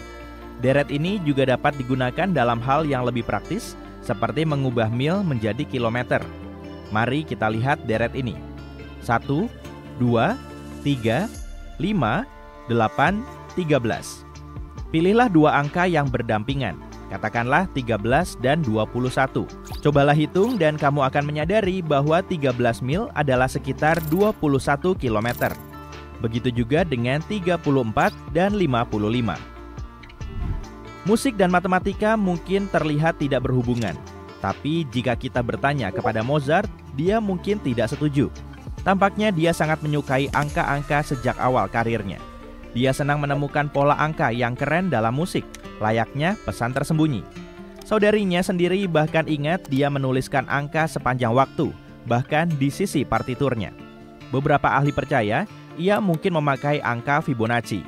Jika benar demikian, ia mungkin menggunakan angka-angka itu untuk menyeimbangkan beberapa bagian dari nada-nadanya. Bagaimana dengan jenis karya seni lainnya? Leonardo da Vinci kabarnya menggunakan rasio emas dalam karya-karyanya, seperti Vitruvian Man dan Mona Lisa. Selain itu, dalam hal karya arsitektur hebat, Parthenon mungkin juga menggunakan pola ini. Saat melihat bangunan dengan jarak antar kolom yang pas, yakinlah bahwa dari situlah para pembangun mendapat inspirasi. Piramida Agung Giza adalah contoh bagus lainnya. Tidak ada catatan resmi untuk membuktikannya, tapi bentuk piramida ini sangat mendekati rasio emas sehingga itu cukup jelas. Kamu juga akan melihat pola ini muncul secara alami di lingkungan kita. Pergilah ke kebun dan periksa apakah ada buah pinus yang tergeletak di sekitarmu. Lihat sisik-sisik itu. Sisik-sisik itu tersusun dalam pola sesuai dengan bola Fibonacci. Bahkan tulang-tulang di tubuh kita tampaknya tumbuh berdasarkan proporsi yang sama. Kita memiliki satu tubuh, satu kepala, dan satu jantung. Lalu ada bagian yang berpasangan, lengan, kaki, mata, dan telinga kita misalnya. Untuk angka 3, pikirkan komposisi anggota tubuh kita dan 3 bagian utama di tangan kita. Bagian pergelangan, telapak, dan jari-jari tangan, yang juga terbagi menjadi 3. Oh, bicara tentang jari, panjang tulangnya juga memiliki rasio ini. Desain ini membantu jari-jari kita bergerak dengan lancar, khususnya saat menggenggam objek. Deret Fibonacci dapat dilihat dari cara gelombang laut melengkung dan bagaimana sungai membelah dan mengalir. Pola cuaca juga dapat mengikuti aturan ini. Beberapa pusaran air dan angin topan terbentuk dan menyebar dengan cara yang sama seperti spiral Fibonacci. Perkecil gambar, dan kamu akan melihat bahwa spiral tidak hanya ditemukan di bumi. Spiral juga ada di mana-mana di luar angkasa dan polanya tidak acak. Sebagian besar galaksi termasuk Bima Sakti berbentuk spiral. Bayangkan seperti ini. Pada umumnya, bintang-bintang di galaksi muda tidak muncul sekaligus. Ada yang lebih cepat dalam proses pembentukannya, ada pula yang butuh waktu lama. Hal ini membuat tarikan gravitasi berbeda-beda, membuat galaksi muda itu berputar seperti piringan. Saat berputar, gravitasi yang berbeda meregangkannya hingga membentuk lengan-lengan spiral. Sebaliknya, jika semua bintang di galaksi muda muncul pada saat yang sama, gravitasi akan memadatkan semuanya menjadi bentuk telur atau yang disebut astronom sebagai elips. Aku tidak ingin membuatmu takut, tapi sesuatu yang aneh telah meletus di kedalaman ruang angkasa. Ledakan itu lebih terang dari miliaran matahari. Misteri yang sebenarnya adalah ledakan itu tidak cocok dengan apapun yang pernah dilihat para astronom. Biasanya peristiwa kosmik mengikuti pola yang sudah diketahui, tapi tidak yang satu ini anomali kosmik. Ledakan kosmik aneh ini membuat para astronom bingung. Bisa jadi ini merupakan peristiwa super langka di mana segala sesuatunya berjalan dengan tepat. Atau bisa jadi ini sesuatu yang baru, belum pernah dilihat sebelumnya. Peristiwa ini pertama kali dideteksi oleh teleskop sinar X bernama Einstein Probe pada tanggal 8 April 2024. Awalnya peristiwa ini seperti semburan sinar gamma biasa yang memancarkan sinar X yang sangat terang. Tapi mungkinkah jawabannya sesederhana itu? Ada sesuatu yang tidak masuk akal. Semburan sinar gamma adalah ledakan paling kuat di alam semesta dan bisa terjadi dengan cara yang tidak biasa. Semburan sinar gamma berdurasi panjang disebabkan oleh matinya bintang-bintang masif yang berputar sangat cepat. Ketika bintang-bintang ini kehabisan bahan bakar, intinya akan runtuh, membentuk objek yang sangat padat seperti lubang hitam. Pada saat yang sama, lapisan terluar bintang dilontarkan dalam ledakan dahsyat yang disebut supernova. Semburan sinar gamma diikuti oleh pancaran, itu adalah berkas gambar materi yang melesat dari sisi berlawanan dari objek yang runtuh. Mereka sangat cepat, bergerak hampir seperti kecepatan cahaya. Pancaran ini tampak lebih terang jika diarahkan langsung ke arah kita, seperti halnya sinar senter yang paling terang jika diarahkan langsung ke arahmu, bukan pada suatu sudut. Sekarang kembali ke ledakan kosmik yang tidak biasa. Ingatkah kamu kalau aku bilang ada sesuatu yang gak beres? Itu baru 45 detik yang lalu loh. Masalahnya ketika beberapa teleskop mengamati peristiwa ini dalam berbagai panjang gelombang, ultraviolet, optik, inframerah dekat, radio, sinar X, sinar gamma, pokoknya semua gak ada yang cocok dengan jenis peristiwa yang sudah diketahui. Penjelasan yang paling mungkin menurut penelitian saat ini adalah bahwa ledakan tersebut merupakan hasil dari bintang katai putih yang dicabik-cabik oleh lubang hitam yang berukuran sedang. Lubang hitam adalah area di ruang angkasa di mana gravitasinya sangat kuat sehingga tidak ada sesuatu pun, bahkan cahaya, yang bisa lolos. Itulah sebabnya mereka disebut lubang hitam. Bintang-bintang yang masanya 3 kali massa matahari diyakini akan runtuh karena gravitasinya sendiri ketika kehabisan bahan bakar. Ketika bintang memiliki massa sangat besar dalam ruang yang sangat kecil, gravitasinya menjadi sangat kuat sehingga memaksa segala sesuatu termasuk atom-atom untuk merapat. Kepadatan yang sangat kuat menyebabkan terbentuknya lubang hitam. Ketika bintang katai putih terkoyak oleh lubang hitam berukuran sedang, akan terjadi semburan materi berkecepatan tinggi yang bisa mengarah langsung ke bumi. Jadi mungkinkah bencana antariksa ini menjadi alasan dibalik peristiwa misterius? Sayangnya meskipun peristiwa ini memenuhi beberapa kriteria untuk beberapa jenis fenomena, termasuk fenomena yang melibatkan katai putih, peristiwa ini tidak memenuhi semua kriteria tersebut. Durasi singkat dan cahaya terang dari peristiwa ini sulit dijelaskan dengan skenario apapun yang bisa kita buat. Apakah ini berarti kita menemukan sesuatu yang benar-benar baru? Alam semesta penuh dengan kilatan-kilatan energi yang disebabkan oleh ledakan bintang dan lubang hitam, ledakan supernova, bintang yang dimakan lubang hitam, serta peristiwa-peristiwa kosmik lainnya. Para astronom mencari tahu apa saja peristiwa-peristiwa itu dengan menganalisis durasi, frekuensi, sumber, dan kombinasi panjang gelombang yang dipancarkannya.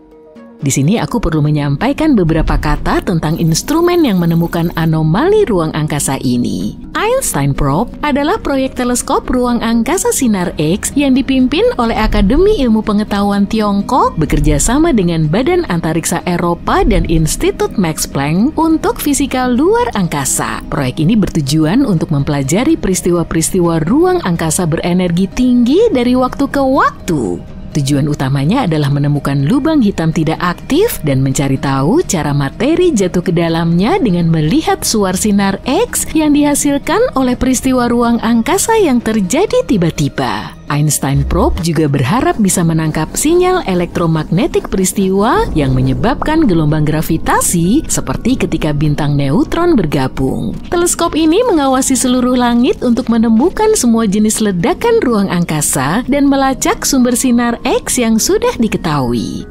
Setelah Einstein Probe mendeteksi kilauan ruang angkasa yang sangat terang, peristiwa ini juga diamati oleh beberapa teleskop di bumi dan di ruang angkasa lainnya, termasuk Nuclear Spectroscopic Telescope Array, Swift, Gemini, Keck, Kamera Energi Gelap, Very Large Array, Australia Telescope Compact Array, dan Neutron Star Interior Composition Explorer. Panjang juga ya. Dengan semua data ini, para astronom mengumpulkan karakteristik peristiwa tersebut, tapi tidak membuat kasus ini lebih jelas, justru malah memperdalam misterinya. Peristiwa ini berpendar dalam sinar X yang lembut selama 10 detik pertama, kemudian mendatar dengan cahaya yang stabil selama sekitar 4 hari, sebelum akhirnya meredup dengan cepat dalam waktu 1 hari. Ini jauh lebih lama dari semburan sinar gamma umumnya yang berlangsung beberapa milidetik sampai beberapa jam. Tapi belum cukup lama untuk masuk kategori lain yang diketahui.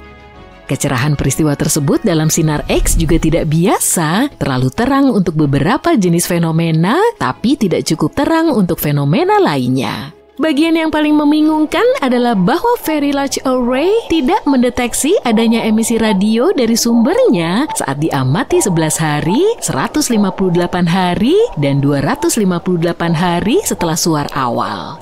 Biasanya, sesuatu yang seterang ini dalam sinar X bisa bertahan selama ini umumnya diasosiasikan dengan radio yang bercahaya. Tapi dalam kasus ini, tidak ada sinyal radio yang terdeteksi yang sangat aneh dan menambah misteri.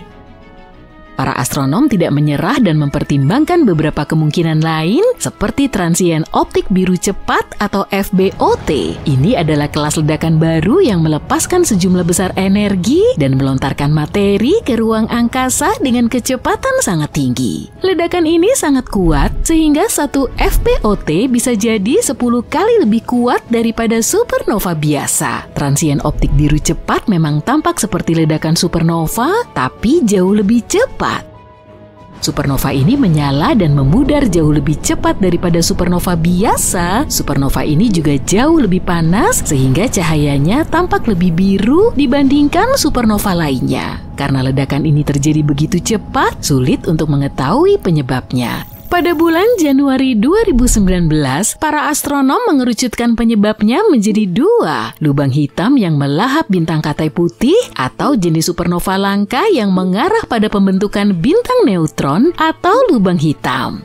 Penjelasan lain untuk ledakan ruang angkasa misterius ini, dan menurut para astronom penjelasan paling mungkin adalah peristiwa gangguan pasang surut. Peristiwa ini terjadi ketika lubang hitam menelan bintang dan menyebabkan terjadinya kilatan cahaya. Ketika bintang berada terlalu dekat dengan lubang hitam supermasif, bintang itu tidak bisa lepas dengan mudah. Gaya pasang surut lubang hitam yang sangat kuat mencabik-cabik bintang, memecahnya menjadi beberapa bagian dan menariknya ke arah lubang hitam. Sisa-sisanya berubah menjadi aliran puing-puing yang jatuh ke arah piringan akresi lubang hitam. Tapi sebelum puing-puing mengendap di piringan, mereka melampaui lubang hitam dalam lintasan elips dan ditarik kembali ke lubang hitam. Pada satu titik di jalur ini, puing-puing bertabrakan keras dengan bagian lain dari bintang yang ditarik masuk, dan saat itulah kita melihat semburan emisi yang pertama. Dalam beberapa kasus yang jarang terjadi, peristiwa gangguan pasang surut menciptakan semburan besar materi yang melesat dari kutub-kutub lubang hitam. Jika semburan ini mengarah langsung ke bumi, kita bisa melihat ciri khas peristiwa tersebut. Seringkali peristiwa ini tampak seperti lubang hitam bermassa menengah yang menyantap bintang katai putih. Tapi seharusnya masih ada beberapa emisi radio yang berasal dari pancaran peristiwa gangguan pasang surut. Alasan mengapa belum ada yang terdeteksi adalah karena peristiwa tersebut kemungkinan diamati terlalu dini.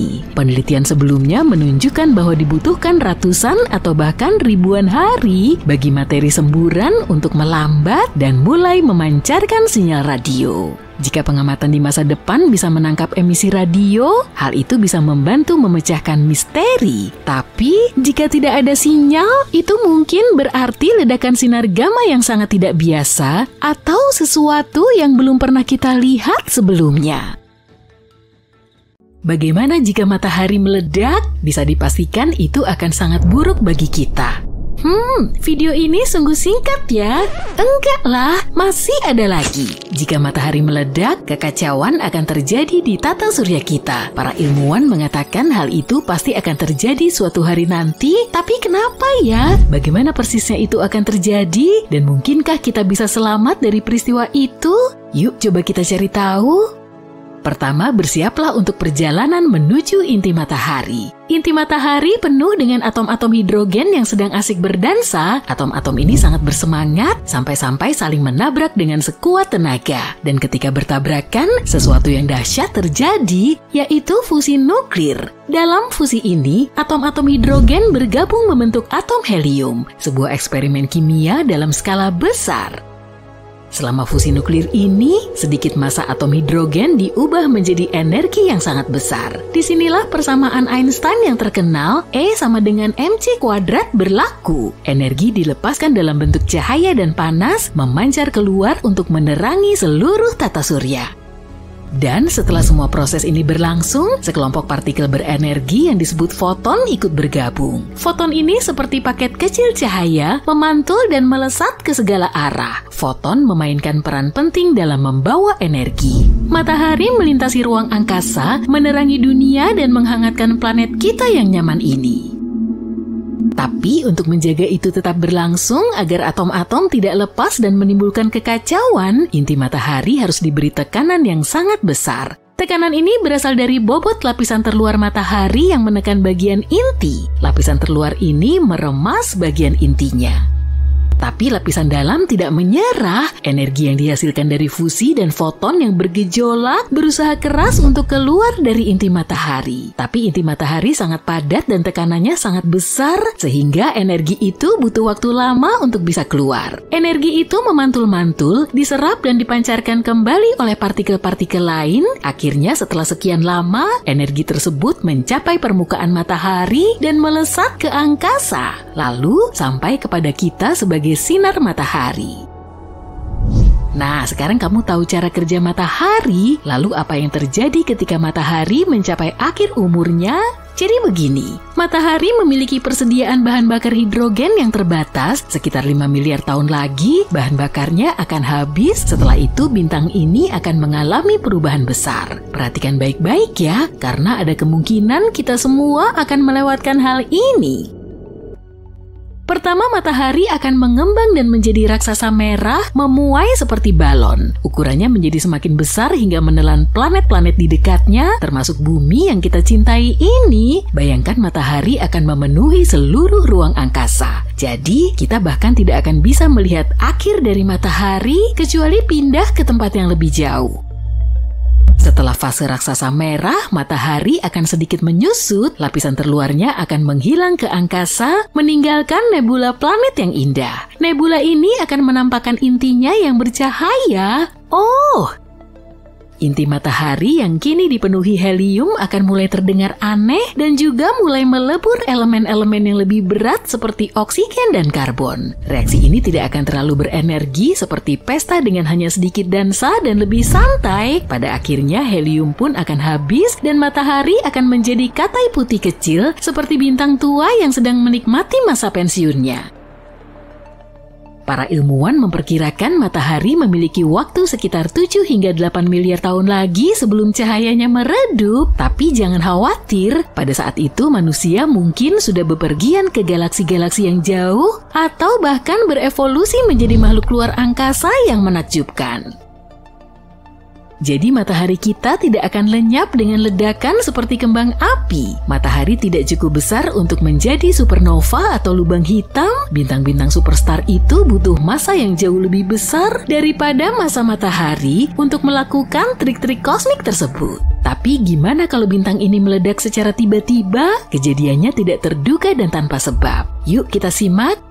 Bayangkan ini, matahari meledak dan bumi pun kacau. Peristiwa ini melepaskan energi yang sangat besar, mengirimkan gelombang kejut yang melesat di angkasa dengan kecepatan cahaya. Butuh waktu sekitar 8 menit bagi gelombang kejut ini untuk mencapai bumi. Kenapa? Karena jarak rata-rata matahari ke bumi adalah 150 juta kilometer. Jadi cahaya matahari butuh waktu setidaknya 8 menit 20 detik untuk menempuh jarak itu dan sampai ke bumi.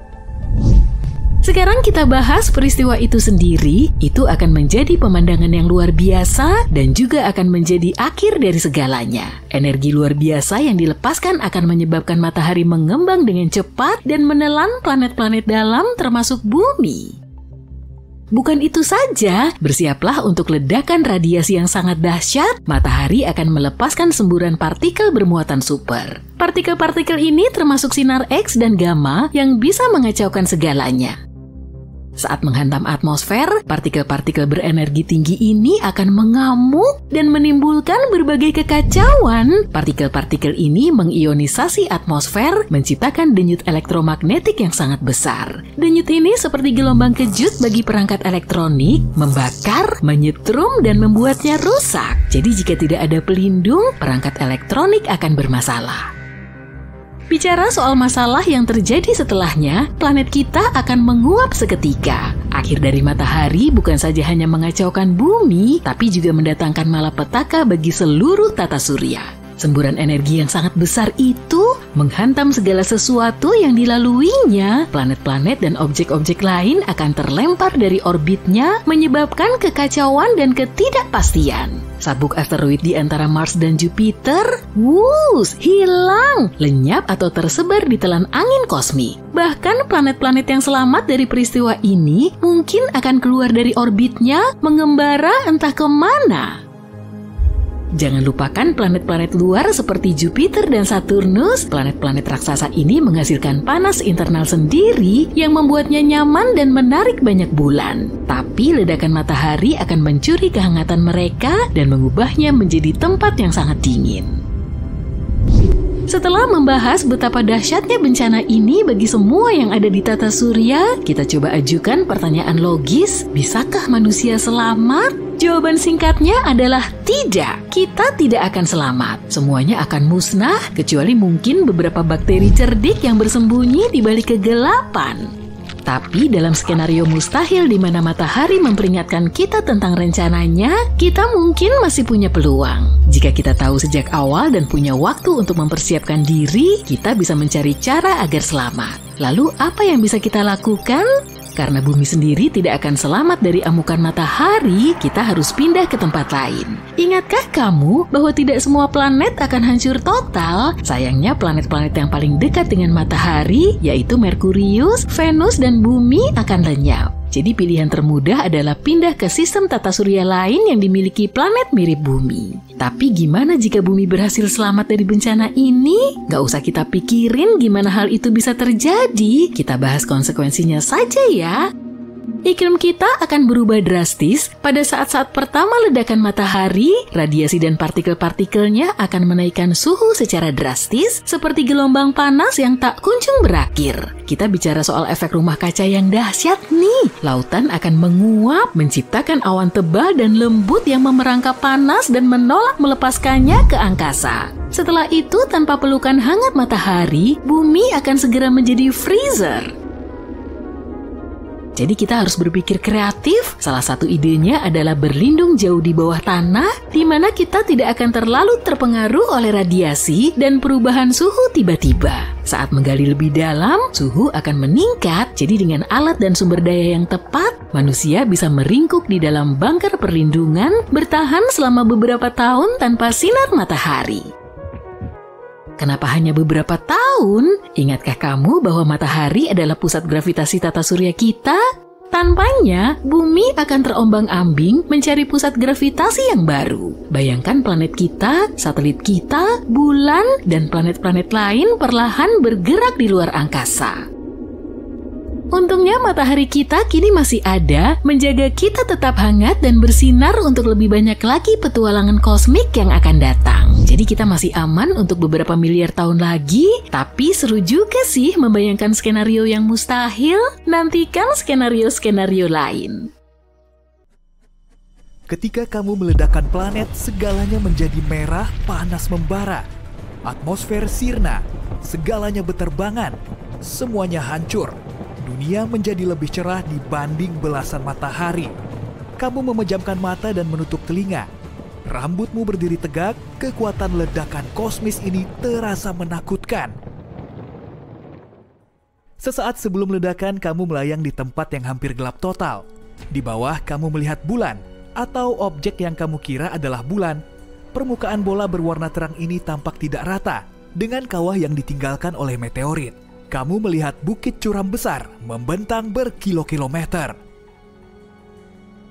Ini Merkurius, dan sekarang kamu akan meledakkannya. Seolah dalam gerakan lambat, kamu menyaksikan planet ini hancur berkeping-keping. Kemudian, dalam sekejap mata, kamu melihat sekumpulan puing mendekatimu. Pertama, bongkahan bebatuan besar. Inilah yang tersisa dari kerak padat dan mantel berbatu Merkurius. Bentuk dan struktur puing-puing yang terbang ke arahmu berubah. Kini semuanya terlihat cair seperti percikan air raksa. Itu inti metalik planet Merkurius yang hancur. Inti cair ini mengambil 85% volume Merkurius. Dan akhirnya, ledakan dan bongkahan padat datang lagi. Inilah inti planet padatnya. Saking kuatnya, ledakan ini menggeser orbit bumi. Matahari pun menelan awan debu yang sangat besar itu. Hanya inilah yang tersisa dari Merkurius. Tapi jangan khawatir, tata surya kita tidak akan kehilangan planet apapun. Seluruh ledakan ini hanya percobaan sementara. Begitu selesai melihat apa yang terjadi, kamu menekan satu tombol lain. Dan planet yang hancur tadi kembali menyatu, seolah kamu menekan tombol rewind. Kamu mendekati planet berikutnya. Permukaannya tersembunyi di bawah atmosfer super padat yang terbuat dari karbon dioksida. Jika ingin mendarat di Venus, kamu harus menembus awan asam sulfat tebal. Kamu melihat permukaan planet yang coklat kemerahan, kering dan sangat panas. Kamu mungkin akan melintasi dataran halus dan rata yang menutupi 2/3 permukaan planet ini.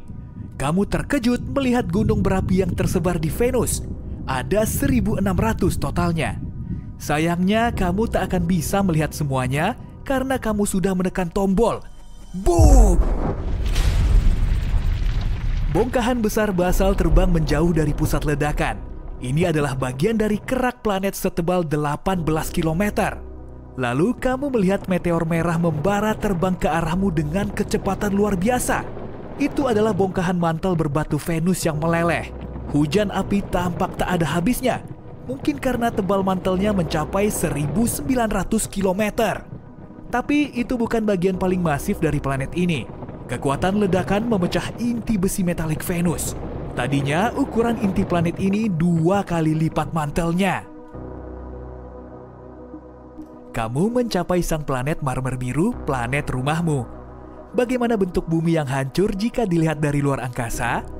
Dari atas, bumi terlihat indah. 71% permukaannya berwarna biru karena air laut dan samudra itu. Ada juga area hijau, kuning, dan coklat, serta pusaran putih. Kamu menekan tombol. Planet itu meledak menjadi badai bebatuan. Itulah yang tersisa dari kerak tipis bumi dan mantelnya yang jauh lebih tebal. Inilah yang dulu membentuk 84% volume bumi. Kamu melihat hujan bebatuan ini berubah menjadi jauh lebih cair. Ini adalah lelehan besi panas dan nikel yang tadinya membentuk inti luar bumi. Tekanan yang ada tidak cukup untuk membuat logam ini tetap solid. Ledakan yang sangat kuat menghancurkan inti bumi. Tadinya bentuknya adalah bola besi dan nikel yang padat. Setelah tersebar kemana-mana, semua bongkahan itu membentuk orbit sendiri di sekitar matahari. Bongkahan yang paling besar menabrak bulan, sementara yang lain melayang lebih jauh dan ditelan bintang kita. Kamu tidak boleh bersantai. Planet merah sudah menunggumu. Permukaan Mars diselimuti debu berwarna karat. Ketebalan lapisan debunya bervariasi di tiap area. Tapi di sebagian besar tempat, tebalnya mencapai 2 meter. Tanahnya berwarna emas, coklat gelap, dan bahkan kehijauan. Ronanya tergantung mineral yang membentuk tanah. Permukaan planet ini berbatu dan ditutupi dasar danau kering, kawah, gunung berapi, dan ngarai. Boom! Mars adalah planet berbatu. Kamu harus menghindari bongkahan kerak seukuran gunung yang terbentuk dari batu basal vulkanis. Yang kamu lihat selanjutnya mirip seolah kamu baru saja meledakkan pasta gigi raksasa yang berbatu. Ini adalah mantel Mars yang terdiri dari oksigen, silikat, dan mineral lainnya. Kemudian bongkahan-bongkahan yang terbang kembali menjadi padat. Ini berarti inti planet Mars. Inti Mars padat, sebagian besar terbuat dari besi, nikel, dan belerang. Miliaran dan triliunan fragmen beragam ukuran, dari yang seukuran bulan kecil hingga yang lebarnya beberapa meter, terlontar ke segala arah. Tapi hanya sedikit bagian yang punya cukup momentum untuk meninggalkan tata surya. Seluruh kejadian ini agak sedikit mengubah orbit bumi, dan suhu di planet kita naik 10 derajat Celcius. Kamu meninggalkan planet berbatu itu dan mendekat ke raksasa gas pertama di hadapanmu. Ini Jupiter. Awan coklat, kuning, merah, dan putih menutupi, dalam tanda kutip, permukaannya. Awan ini membuat planet itu tampak berwarna-warni dan bergaris indah. Kamu pun menekan tombol. Kali ini pemandangannya berbeda. Alih-alih bongkahan kerak padat, kamu melihat aliran gas meluncur kencang dari pusat planet ini. Tadinya inilah yang membentuk atmosfer Jupiter yang terdiri dari gas hidrogen dan helium. Dalam sekejap, seluruh materi ini melesat keluar angkasa dan menjadi cair. Hidrogen berubah bentuk di bawah tekanan atmosfer yang sangat dekat dengan pusat planet. Tak lama kemudian, cairan ini sudah menjadi campuran hidrogen dan helium metalik. Dan akhirnya ada benda padat. Ini mungkin inti Jupiter, yang masanya 14 hingga 18 kali massa bumi. Diameter raksasa gas ini sekitar 145.000 km, tapi ledakan ini berlangsung tidak lebih dari setengah detik. Ledakan Jupiter sangat kuat sehingga menguapkan planet yang lebih kecil seperti Mars dan Bumi. Matahari tetap utuh, suhunya memang naik sedikit dan menjadi agak tidak stabil, tapi itu cuma sebentar. Raksasa gas berikutnya adalah Saturnus. Awalnya planet ini kelihatannya punya permukaan. Bola coklat kekuningan yang tampak padat ini dikelilingi lapisan awan. Cincin terkenal Saturnus memang luar biasa dan penuh warna, abu-abu, krem, dan coklat. Cincin ini adalah sekelompok cincin mungil yang terbentuk dari bongkahan es, air, batu, dan debu yang melayang. Ukuran bongkahan-bongkahan ini beragam, mulai dari sebintik kecil sampai sebesar gedung pencakar langit. Saat mengorbit Saturnus, semuanya terus bertabrakan dan bongkahan yang lebih besar hancur. Kamu terkejut melihat bahwa cincin ini tidak bulat sempurna. Ada lekukan yang disebabkan tarikan gravitasi dari bulan-bulan di dekat Saturnus. 53 di antaranya sudah punya nama resmi. Titan, dunia es yang lebih besar dibanding bulan kita dan bahkan Merkurius, adalah yang paling besar. Pemandangan di depanmu mirip dengan apa yang terjadi saat kamu meledakkan Jupiter. Perbedaannya hanya satu. Cincin Saturnus pecah berhamburan, melontarkan bebatuan dan es keluar angkasa dengan kecepatan luar biasa. Bongkahan terbesarnya menabrak bulan-bulan Saturnus hingga menghancurkan bulan-bulan kecilnya. Kamu melihat aliran gas sebagian besar terdiri dari hidrogen dan helium dengan sedikit metana, amonia, dan air. Aliran gas ini bergerak super cepat, menjauhi pusat planet. Setelah itu, percikan materi cair menyusul. Ini hidrogen cair yang akhirnya menjadi metalik. Dan terakhir, bongkahan-bongkahan inti padat Saturnus yang terdiri dari materi berbatu. Kamu kini melihat bola biru kehijauan yang indah sang raksasa es, Uranus. Planet ini punya warna yang unik saat cahaya matahari terpantul oleh permukaannya. Selain itu, sebagian besar atmosfer Uranus adalah hidrogen dan helium dengan sedikit gas metana yang menyerap cahaya merah. Mari lanjutkan. Boom! Kali ini ada gumpalan es besar yang meluncur ke arahmu terlebih dahulu. Tadinya ini merupakan bagian dari mantel es Uranus yang membentuk 80% volume planet ini. Tapi, kenapa es ini terlihat cair? Di Uranus, cairan beku tidak padat seperti di Bumi. Es adalah cairan padat yang terbuat dari air, es amonia, dan metana. Ini sering disebut samudra amonia air. Setelah hujan es yang aneh ini, kamu melihat bongkahan padat dari inti bebatuan planet ini. Tadinya ukurannya kecil, tidak lebih dari setengah massa bumi. Beberapa bulan Uranus ikut hancur dalam ledakan, dan beberapa bahkan terlempar dari tata surya. Ledakan itu juga sedikit menggeser orbit Neptunus. Dan kamu sampai di planet terakhir dalam perjalananmu, Neptunus. Warnanya terlihat biru karena lapisan gas yang berputar-putar dan awan permanen. Tidak perlu berlama-lama, boom! Permukaan planet ini tidak padat sehingga setelah menekan tombol, kamu melihat mantel cair Neptunus meledak. Mirip balon berisi air yang dilempar dari lantai 50. Ledakan ini mengirim percikan air, amonia, dan es menjauh keluar angkasa. Kemudian sisa-sisa lava dari mantel Neptunus mengikuti. Tadinya mantel ini cair, panas membara, dan kaya metana, amonia, serta air. Inilah sisa dari inti padat Neptunus yang terbuat dari besi dan logam lainnya. Kita dan kamera kita sudah menjelajah bumi, ke puncak Gunung Everest, dan sampai ke kedalaman Palung Mariana. Kita sudah melihat Sungai Nil, air terjun Niagara, Gurun Sahara, Grand Canyon, dan sejuta tempat indah lainnya. Di setiap perjalanan, kamu membawa pulang foto-foto menakjubkan. Albummu sudah setebal ensiklopedia, dan inilah saatnya menemukan dunia pariwisata yang sepenuhnya baru. Mari kita menjelajah Mars. Kamu tengah duduk di roket modern berkilau. Hitungan mundur untuk lepas landas sudah dimulai. Mungkin kedengarannya super mewah, akan tetapi dengan perkembangan teknologi modern, perjalanan ini sudah seperti naik bus. Dalam beberapa jam, kamu sampai ke permukaan. Saatnya menuju ke tempat tujuan pertama para turis Mars, Olympus Mons. Ukurannya setara 2 kali Pulau Jawa dan tingginya sampai 25 km atau 3 kali lipat tinggi Gunung Everest. Dan ini adalah gunung tertinggi di seluruh tata surya kita. Bahkan ini bukan gunung biasa, melainkan gunung berapi raksasa. Seluruh gunung ini terbentuk saat aliran lava naik ke permukaan, mengalir menuruni lereng gunung berapi, dan perlahan mendingin. Lapisan tanah paling barunya berumur sekitar 2 juta tahun. Jadi, para ilmuwan tidak mengesampingkan kemungkinan bahwa gunung berapi ini akan bangun suatu hari nanti. Semoga kamu sedang tidak di dekatnya saat letusan terjadi.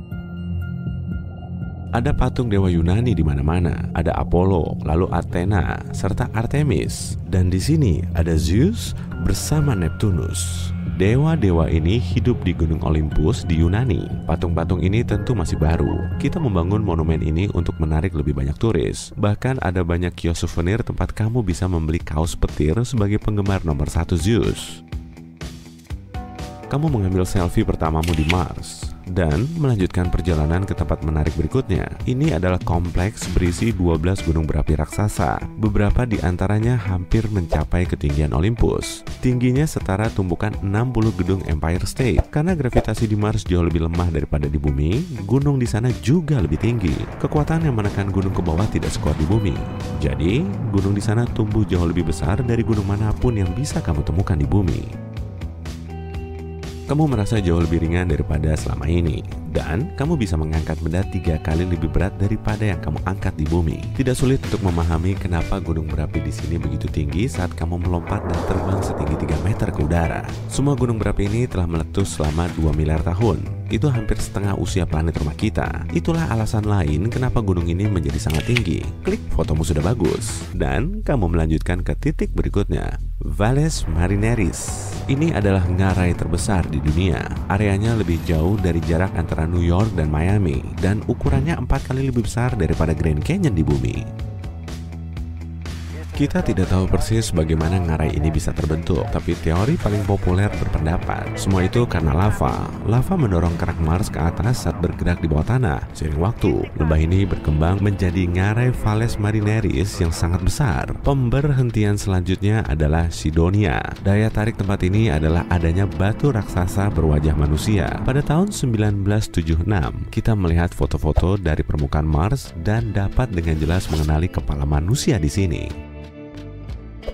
Orang-orang segera membuat ribuan teori tentang asal-usul wajah di Mars ini. Teori dan spekulasi yang seru berakhir ketika ada foto baru yang diambil pada tahun 2011. Gambar yang lebih jelas ini menunjukkan bahwa mata, hidung, dan mulutnya hanyalah bayangan yang tidak dapat ditangkap foto asli berkualitas rendah. Nyatanya, ini cuma bukit biasa, tidak terlalu menarik kalau dilihat dari dekat. Kenakan jaket hangatmu untuk melihat tempat berikutnya. Ini adalah kutub utara. Harap pegang erat kameramu juga ya. Angin di sini lumayan kencang. Es yang kamu lihat adalah karbon dioksida yang bentuknya menjadi begini karena suhu yang super rendah. Suhu di sini bisa sampai sedingin minus 143 derajat Celcius. Tempat dingin dan kutub utara ini menjadi penyebab angin kencang di seluruh Mars. Di kutub selatannya bahkan ada geyser. Pada musim semi, saat geyser semakin hangat, semburan karbon dioksida menembak ke permukaan, membawa debu dan pasir bersamanya. Cepat, abadikan dengan kameramu. Berbagai penelitian menyebutkan ada danau bawah tanah selebar semenanjung Korea, 1,5 km di bawah lapisan es yang tebal. Lanjut ke kawah Gale. Disinilah Curiosity mendarat pada tahun 2012. Oh, dan ini replikanya. Wahana penjelajah ini sudah mempelajari permukaan Mars selama bertahun-tahun dan menemukan tanda-tanda uap air. Artinya, Mars bisa saja menopang kehidupan di masa lalu. Curiosity juga menemukan banyak bukti adanya molekul organik serta gas metana. Asalnya mungkin dari mikrob dan makhluk hidup lain, tapi kita masih belum bisa memastikannya. Adanya kehidupan di Mars belum dikonfirmasi, tapi adanya kemungkinan kehidupan makhluk Mars di masa lalu selalu membuat kita penasaran. Kamu mengambil selfie lagi, seperti sedang memegang Curiosity di tangan. Sip, taksi Mars sudah datang menjemputmu, dan kamu sedang menuju Medusae Faucae. Banyak orang meyakini ini bisa menjadi tempat datangnya alien karena bebatuan yang keren. Tentu saja ini tidak benar. Ilmuwan berpendapat gunung berapi telah meletus di sini selama bertahun-tahun. Lavanya mendingin menjadi bebatuan dan angin kencang membuatnya jadi berbentuk aneh. Seluruh endapan vulkanis ini mencakup area seluas 2,5 kali lipat Pulau Kalimantan. Dan inilah tempat yang membuat para ilmuwan bumi gelisah dan bahkan takut. Kawah Hale dan garis-garis di lerengnya. Penelitian menunjukkan tempat ini lembab. Artinya, air mungkin pernah mengalir ke sana. Tapi kemudian peneliti menetapkannya sebagai aliran pasir kering. Ilmuwan khawatir tempat ini mungkin menjadi rumah bagi mikrob alien. Jadi, sebaiknya jangan dekat-dekat ya. Tempat misterius lain bagi turis di Mars adalah Ghost Dunes atau Bukit Pasir Hantu. Di zaman kuno planet ini ada bukit pasir setinggi puluhan meter. Tapi kemudian bukit pasir ini dibanjiri air atau lava. Bagian dasarnya bertahan, tapi bagian atasnya hilang. Area bukit pasir ini mungkin masih berisi mikrob. Di sini, mikrob terlindungi dari angin dan radiasi matahari, sehingga mungkin masih hidup. Kontak dengan mikrob alien ini bisa berbahaya bagi manusia, jadi kamu cuma selfie dari jauh. Tempat berikutnya berada di satelit Mars, Phobos. Oh, sudah ada lumayan banyak orang yang berkumpul di sini, lalu kamu melihatnya monolit Phobos. Itu adalah batu besar setinggi gedung 30 lantai. Kita tahu tentang objek ini dari gambar yang diambil dari bumi. Monolit ini membentuk bayangan yang besar dan telah melahirkan banyak teori. Misalnya, beberapa orang mengklaim bahwa monolit itu dibangun oleh peradaban kuno atau ditinggalkan oleh alien di sini. Bahkan, bisa jadi ini suar. Semua orang yang ada di sini datang demi menguji teori mereka. Tapi monolit ini cuma terlihat seperti batu dari dekat. Satu foto lagi, dan kamu harus bergegas naik bus yang akan membawamu ke satelit Jupiter, Io. Keamananmu hanya terjamin di dalam mobil kapsul spesial yang terbang di atas permukaan. Dan saat melihat gunung berapi terus-menerus meletus, kamu paham alasannya. Gravitasi Jupiter menekan bagian dalam Io. Karena memanas, lavanya naik ke permukaan dan membuat gunung berapi meletus di permukaannya. Saking banyaknya materi yang disemburkan, permukaan Io benar-benar berubah setiap beberapa ribu tahun. Sekarang, mari nyalakan pendorong hiper kita dan pergi ke antariksa dalam. Di sini, di dalam kegelapan total, terdapat Voyager. Voyager diluncurkan pada tahun 1977 dan masih beroperasi. Voyager adalah benda buatan manusia pertama yang meninggalkan perbatasan tata surya kita dan merupakan pesawat antariksa terjauh di dunia. Voyager membawa cakram emas dengan pesan untuk peradaban luar angkasa. Cakram yang menakjubkan ini berisi gambar pemandangan bumi, manusia, hewan, dan berbagai suara serta musik. Sayangnya, butuh waktu ribuan tahun bagi Voyager untuk mencapai sistem bintang terdekat. Jadi, kemungkinan besar kita belum akan mendapatkan balasan dari alien manapun dalam waktu dekat. Kamu mengambil selfie lagi dan melanjutkan ke tahap tur selanjutnya. Di sini, 1000 tahun cahaya dari bumi, terdapat lubang hitam, objek paling misterius dan paling berat di alam semesta. Beratnya sama dengan matahari, tapi ukurannya jauh lebih kecil. Saking beratnya, segala hal terisap ke sana, bahkan cahaya. Jadi, lubang hitam sebenarnya tidak hitam, melainkan tidak berwarna sama sekali. Kamu hanya bisa melihatnya dari jarak yang sangat jauh karena kemampuan membelokkan waktunya. Makin dekat kamu dengannya, makin lambat waktu berlalu. Dan jika kamu ingin terbang sedetik lebih dekat darinya, berminggu-minggu atau bahkan berbulan-bulan mungkin sudah berlalu di bumi pada saat itu. Sesuai tradisi lama, kamu melempar koin ke lubang hitam dan melanjutkan perjalanan melalui kosmos yang jauh. Dalam perjalanan pulang, kamu tidak lupa mampir ke tempat ikonik di bulan. Di sini, di Laut Tranquility, ada taman di dekat lokasi pendaratan Apollo 11. Di lokasi inilah manusia pertama kali menginjakan kaki di permukaan bulan. Cetakan sepatu boot pertama Neil Armstrong masih ada di permukaan sebagai buktinya. Jejak kaki itu tercetak pada tahun 1969, tapi masih terlihat sama persis sampai sekarang. Bayangkan sebuah tempat di mana satu hari berlangsung lebih lama dari setahun. Di Venus, satu hari yang berarti satu putaran penuh pada porosnya setara dengan 243 hari di bumi. Dan lebih anehnya lagi, meski mengalami hari yang gak pernah berakhir, setahun di Venus lebih singkat dibandingkan di Bumi. Bumi butuh waktu sekitar 365 hari untuk menyelesaikan satu kali orbit mengelilingi matahari, sedangkan Venus hanya butuh 225 hari. Jadi bagi Venus, satu hari lebih panjang dari satu tahun. Venus memang planet yang aneh. Planet ini disebut kembaran Bumi karena kemiripannya, meskipun ukurannya sedikit lebih kecil dari Bumi. Tapi ada beberapa perbedaan besar juga. Contohnya Venus berputar ke arah yang berlawanan, yang berarti matahari di sana terbit di barat dan terbenam di timur. Selain itu, Venus bukan satu-satunya planet yang memiliki ritme ini. Uranus pun demikian. Atmosfer Venus juga sangat hebat. Ketika berdiri di Bumi, kita nggak merasakan berat udara di sekeliling kita. Nah, di Venus rasanya seperti ada gajah yang duduk di pundakmu. Tekanan atmosfer Venus 90 kali lipat lebih besar dari Bumi. Atmosfernya berupa lapisan gas beracun yang tebal, contohnya karbon dioksida yang dilepaskan oleh seluruh gunung berapi. Gas ini menekan ke bawah dengan sangat kuat, ini menghasilkan suhu yang sangat panas. Gak heran kalau butuh waktu lama sampai kita bisa berdiri di planet ini. Sementara itu, Merkurius, planet terdekat dengan matahari, mengorbit lebih cepat daripada Venus. Merkurius menyelesaikan satu kali putaran mengelilingi matahari hanya dalam 88 hari Bumi. Tetapi Merkurius berotasi dengan lambat pada porosnya, sehingga satu hari di sana setara dengan 176 hari Bumi. Sekitar setengah tahun, sama seperti Venus, satu hari di Merkurius lebih lama dari satu tahun. Karena jaraknya yang paling dekat dengan matahari, nggak heran kalau Merkurius mengalami pergantian suhu yang sangat ekstrem. Suhu di siang hari bisa mencapai lebih dari 426 derajat Celcius, cukup panas untuk melelehkan timah. Tapi tunggu sampai matahari terbenam, pada malam hari, suhu di sana bisa turun sampai minus 178 derajat Celcius. Itu karena Merkurius nggak memiliki atmosfer tebal seperti Bumi, jadi panasnya tidak menyebar ke seluruh planet secara merata. Satu sisi yang gelap akan sangat dingin dan sisi sebaliknya akan sangat panas, sama seperti saat kamu membiarkan batu besar tergeletak di bawah sinar matahari selama beberapa waktu. Bahkan saking dinginnya, kemungkinan ada es di sana. Lihatlah area kutub utara planet ini, khususnya pada bintik-bintik kuning yang disinari matahari di dalam kawah, itu adalah indikasi adanya air yang membeku. Ternyata air lebih banyak ditemukan di ruang angkasa dari yang kita duga.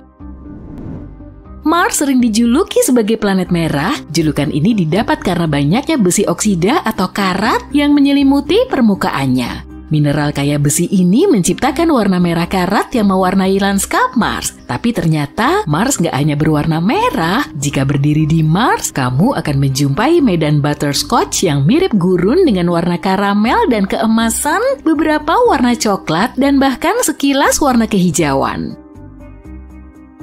Mars juga memiliki gunung terbesar di seluruh tata surya, yaitu Olympus Mons dengan ketinggian sekitar 12 km. Gunung ini bahkan lebih tinggi dari Gunung Everest. Olympus Mons terbentuk dari letusan lava dengan viskositas rendah yang menciptakan struktur mirip perisai.